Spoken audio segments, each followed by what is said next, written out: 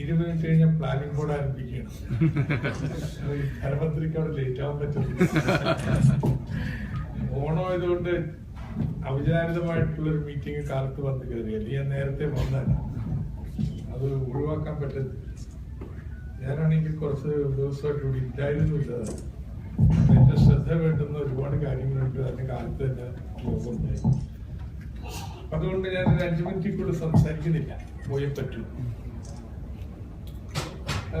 Direct marketing വളരെ ഫലപ്രദമായിട്ടുള്ള ഒരു marketing സംവിധാനമാണ്. സാധാരണഗതിയിൽ ഉൽപ്പന്നം കടകളിലൂടെ അതിലൊരു ചെയിൻ ഉണ്ട്. ഹോൾസെയിൽ, റീറ്റെയിൽ, ഉപഭോക്താവ്. നാൾക്ക് നാൾ ഇതിന്റെ ചെലവ് വർദ്ധിച്ചു വരിക. പ്രത്യേകിച്ച് ഇന്നത്തെ ആധുനിക സമ്പദ്ഘടനയിൽ. എന്താ ആധുനിക സമ്പദ്ഘടന എന്ന് പറഞ്ഞാൽ, ഇവിടെ ഉൽപാദനം നടത്തുന്നവര് വലിയ കമ്പനികളാണ്, ചെറിയ കമ്പനികളാണ്. ഓരോ മേഖലയിലും 2-3 കമ്പനികൾ ഉണ്ടെങ്കിൽ അവിടുത്തെ ഉൽപാദനത്തിന്റെ 70-80% കുത്തക എന്നൊക്കെ നമ്മൾ പറയും. ഇത് വരുന്നതോടുകൂടി പരമ്പരാഗതമായിട്ടുള്ള സാമ്പത്തിക നിയമങ്ങൾ പ്രാവർത്തികമല്ലാതെ വരും. ഞങ്ങൾ കോളേജിലൊക്കെ പഠിപ്പിക്കുന്നത് വില എങ്ങനെ നിർണ്ണയിക്കപ്പെടുന്നു? Demand and supply. സപ്ലൈ കൂടുകയാണെങ്കിൽ വില കുറയും, ഡിമാൻഡ് കൂടുകയാണെങ്കിൽ വില കൂടും. പക്ഷേ എന്തുകൊണ്ട് ഇങ്ങനെ വരുന്നത്? ഡിമാൻഡ് കൂടുതലുണ്ട്. അപ്പൊ ഒരുപാട് ആൾക്കാർ വിൽക്കാനുണ്ടെങ്കിൽ എല്ലാവരും തമ്മിൽ മത്സരിക്കും, അപ്പൊ വില കുറക്കും. സപ്ലൈ കൂടുതലുണ്ട്, വില കൂടും. സപ്ലൈ കൂടുതലുണ്ട്, അത് വിൽക്കാനായിട്ട് എല്ലാവർക്കും ധൃതിയാണ്, അപ്പൊ വില കുറയ്ക്കും. പക്ഷെ ഇത് 2-3 പേരോ ഉള്ളെങ്കിലോ വേണോ അവരുടെ നിന്ന് മേടിക്കണം. നിങ്ങൾക്ക് ഡിമാൻഡ് ഒന്നും അവർക്ക് പ്രശ്നമല്ല. ഡിമാൻഡ് ഇല്ലെങ്കിൽ അവരുടെ ഉത്പാദനം കുറക്കും, പക്ഷെ വില കുറയ്ക്കില്ല. പക്ഷെ മത്സരം നടക്കുന്നത് എങ്ങനെയാണ്? വില കുറച്ചുകൊണ്ടല്ല അന്യോന്യം മത്സരിക്കുക, മറിച്ച് സെല്ലിംഗ് കോസ്റ്റ് വർദ്ധിപ്പിച്ചുകൊണ്ടാണ്. കൂടുതൽ അഡ്വർടൈസ്മെന്റ്, പരസ്യം, ആകർഷമായ ഓഫറുകൾ, അത് ഇത്. So if you take any consumer product today, ഒരു 30-40% അപ്പുറം വരില്ല അതിന് ഉത്പാദന ചെലവ്. Rest is all selling expenses. Sachin Tendulkar ഒരു ബ്രാൻഡ് അംബാസഡറായി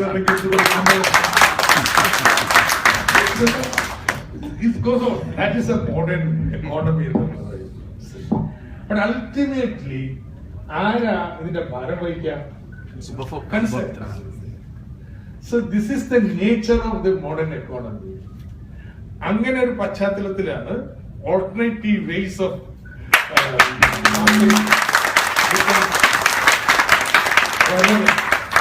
relevant ആയിട്ട് മാറും.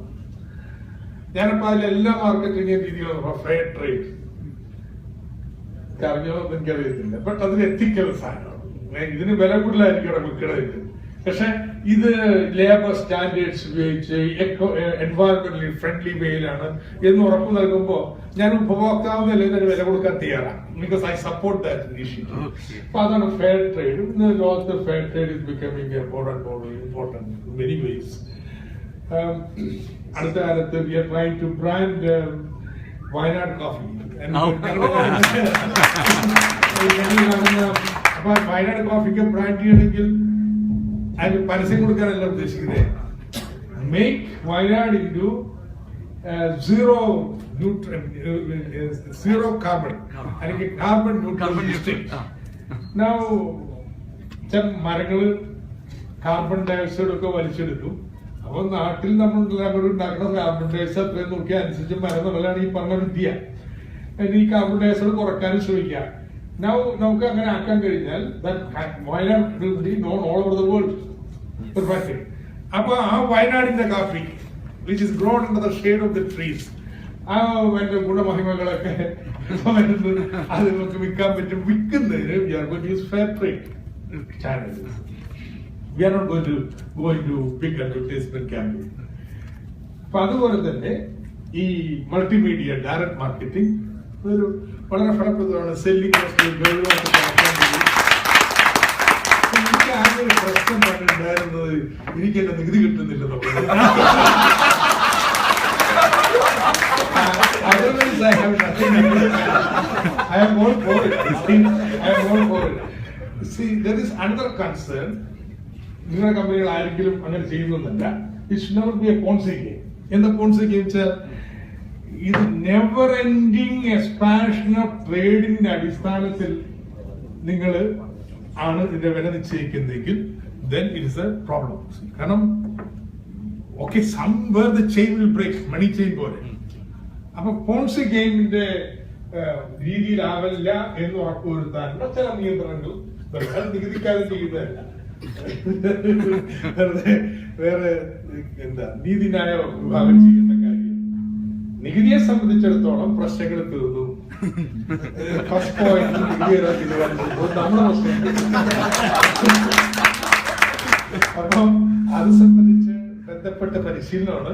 പക്ഷേ you should start thinking ahead. GST വരാൻ പോയി എന്താ GST വരുമ്പോഴുള്ള പ്രശ്നം നിങ്ങളെ സംബന്ധിച്ചിടത്തോളം പറഞ്ഞു നിർത്താം. ഒന്ന്, ഈ കോമ്പൗണ്ടിങ് ഉണ്ടാവും പറയാൻ പറ്റില്ല. GST ചിലപ്പോൾ കോമ്പൗണ്ടിങ് അനുവദിക്കുന്നില്ല. ആ പ്രശ്നം അങ്ങനെ GST ചിലപ്പോൾ അനുവദിച്ചെന്ന് വരുന്നില്ല, തീരുമാനമായിട്ടില്ല. പക്ഷെ സെക്കൻഡ് പ്രോബ്ലം വെച്ച് കഴിഞ്ഞാൽ ഇന്നിപ്പോ നിങ്ങളുടെ വാല്യൂ ചെയിൻ ആരംഭിക്കുന്നത് കേരളത്തിലെ ഫസ്റ്റ് സെല്ലിംഗ് പോയിന്റിലാണ്. നാളെ എങ്ങനെയാണെന്നില്ല. അല്ല, GST വെച്ചാൽ അങ്ങ് ബോംബെയിൽ ഉണ്ടാക്കിയെങ്കിൽ ബോംബെ മുതൽ തുടങ്ങും. അണ്ടർസ്റ്റാൻഡ്? ബോംബെ മുതൽ തുടങ്ങും. പക്ഷെ കേരളത്തിലെ വാറ്റ് സമ്പ്രദായം ഇപ്പൊ അതിർത്തിന്ന് ആരംഭിക്കുന്നത് ഇനി മുതൽ ബോംബെയിൽ നിന്ന് ആരംഭിക്കും. അതുകൊണ്ട് നട്ടൊന്നുമില്ല. Insurance of tax comes down ഉള്ളി. നിങ്ങൾ അത് ബോംബെ പോലെ ഇത് കൊടുക്കുന്നതായിരിക്കും. യഥാർത്ഥത്തിൽ വില കുറയും. Now there's a challenge I want to place before you. Today, on any consumer product, average tax rate is 30 to 35.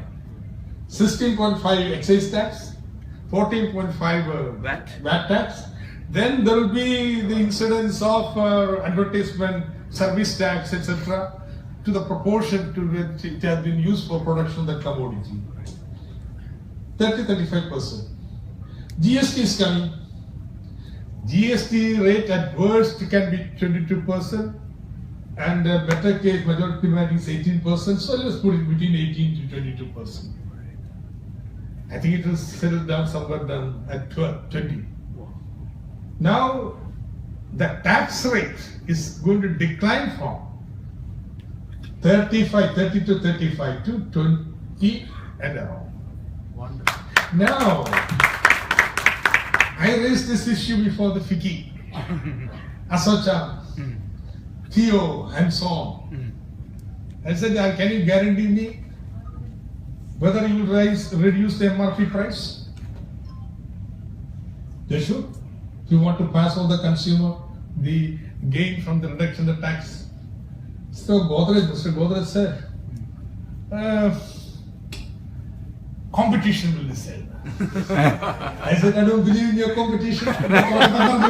This world is different. It's a fake world. This is a competition. Just when VAT was introduced, there is no reduction of the price. Less than like that, GST വരുമ്പോഴും ഉണ്ടാവാൻ സാധ്യത. അതുകൊണ്ട് നിങ്ങൾ challenge കൊടുക്കണം. Direct മാർക്കറ്റിംഗിൽ വില കുറയും.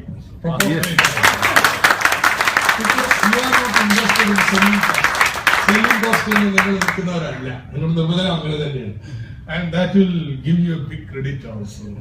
Looking forward to greater cooperation.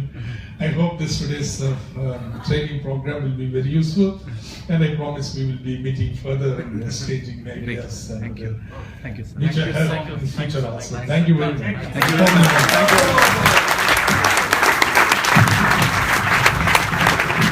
We have one request to the Honorable Finance Minister, he being here. On behalf of Indus Viva, I would like to tell him we are the Indus Viva is the only MLM company which is registered under the government of Kerala sales tax. And they paid a tax of 1 crore. I am talking on behalf of Indus Viva. Second point is there are few money laundering companies are acting in Kerala and they moved to Coimbatore. It came from the paper last week. So I strongly request our Honorable Finance Minister to take stern action through the sales tax authority to such money laundering activities in the state. That will help the common man. നമ്മുടെ ബഹുമാനപ്പെട്ട മന്ത്രിക്ക് വളരെയധികം തിരക്കുള്ളതുകൊണ്ട് സമയം വൈകിക്കുന്നില്ല. 50 പേരുടെ certificate ഉണ്ടെങ്കിലും വെറും ഏതാനും ആളുകൾക്ക് മാത്രം മന്ത്രി ഇവിടെ ഡിസ്ട്രിബ്യൂട്ട് ചെയ്യുന്നതായിരിക്കും. ആദ്യമായിട്ട്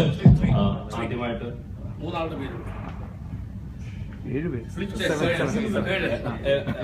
first of all executive blue diamond mister Shamsuddin sir.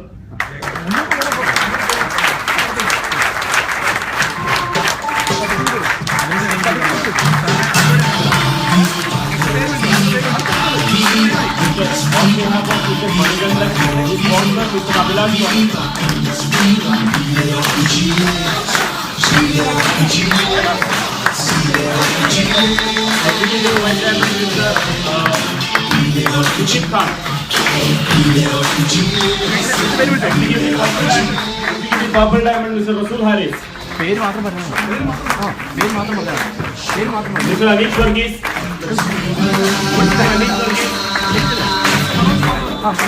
Mr. Manoj Madhavan.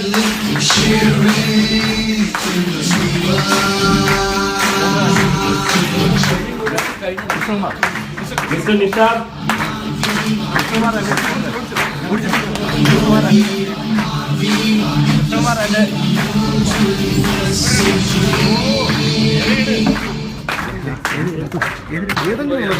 ഏതെങ്കിലും ഒന്ന്